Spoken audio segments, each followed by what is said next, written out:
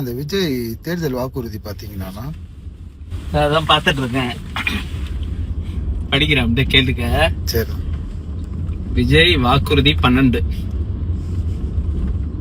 எல்லோருக்கும் நிரந்தர வீடு. அப்பா அப்பா ரொம்ப பெரிய விஷயம்.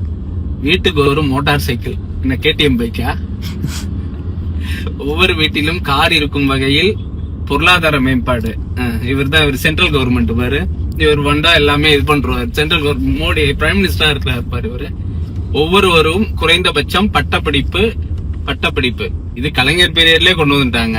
முதல் பட்டதாரி அப்படின்ட்டு ஒரு குடும்பத்துல.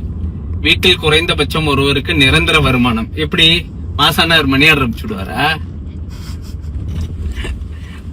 அப்புறம் அதற்கு தகுந்தபடி கல்வியில் சீர்திருத்தம். என்னோட சென்ட்ரல் கவர்மெண்ட் பண்ற மாதிரி பேசிட்டு இருக்கிறான். யூனியன் கவர்மெண்ட் தான் இந்த இதெல்லாம் பண்ணும். ஏன்டா நிதி ஆதாரம்ன்றது ஒண்ணு வேணாமா? சும்மா ஜஸ்ட் லைக் தட் எடுத்து கொடுக்க முடியுமா? ஒரு 1000 ரூபாய் நம்ம கவர்மெண்ட்ல இருந்து கொடுக்கறதே அவ்வளவு பெரிய கஷ்டம், அவ்வளவு பெரிய விஷயம். அதுவே பயங்கரமா ஃபில்டர் பண்ணி நிறைய ரெஸ்ட்ரிக்ஷன்ஸ், எலிஜிபிலிட்டி கிரைடீரியா எல்லாம் பிக்ஸ் பண்ணி தான் பண்றாங்க. அரசு மருத்துவமனை நம்பி செல்லும் வகையில் வசதி. அரசு மருத்துவமனையை பத்தி இவருக்கு ரொம்ப கேவலமா பேசுறாரு விஜய் அவர்கள்.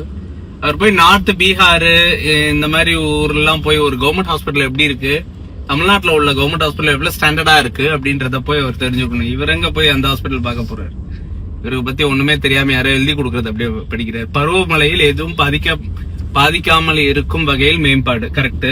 அது இவர் இவருடைய முன்னாள் முதலாளி மோடி அவர்கள்ட்ட பேசி கொஞ்சம் நிதி ஆதாரம்லாம் போன 2 பிளட்டுக்கு பண்ண அந்த நிதி ஆதாரம்லாம் அவங்க வாங்கி கொடுத்தாங்கன்னா அதை வச்சு நம்ம மேற்கொண்டு பில் பண்ணலாம். மீனவர்கள், தொழிலாளர்கள், நெசவாளர்கள், அரசு ஊழியர்கள், ஆசிரியர்களிடம் கருத்து கேட்டு பாதுகாப்பு வளர்ச்சி திட்டங்கள் செயல்படுத்தப்படும். என்ன இது? அட்டர் யூஸ்லெஸ்ஸா பேசிட்டு இருக்கான், ஒண்ணுமே தெரியல. யாரோ எழுதி கொடுக்கறது அப்படியே படிக்கலாம். தொழில் வளர்ச்சியில் கவனம் இருக்கும். அது ஆல்ரெடி இருக்குது. தமிழ்நாடு தான் இன்னைக்கு இந்தியாலே நம்ம second state. First Maharashtra, second Tamil Nadu. இதுக்கு மேல என்ன டெவலப் பண்ண முடியும்? சட்டம் ஒழுங்கு கண்டிப்புடன் இருக்கும். அதெல்லாம் ஆல்மோஸ்ட் எல்லாம் கண்டிப்புடன் தான் இருக்கு. கரூர்ல இன்னும் பெருசா ஆக்ஷன் எடுத்திருக்கணும் போல. அதான் சொல்றானா என்னன்னு தெரியல. இவரை தூக்கி உள்ள போட்டிருந்தாதான் தெரிய வந்திருக்கும் போல.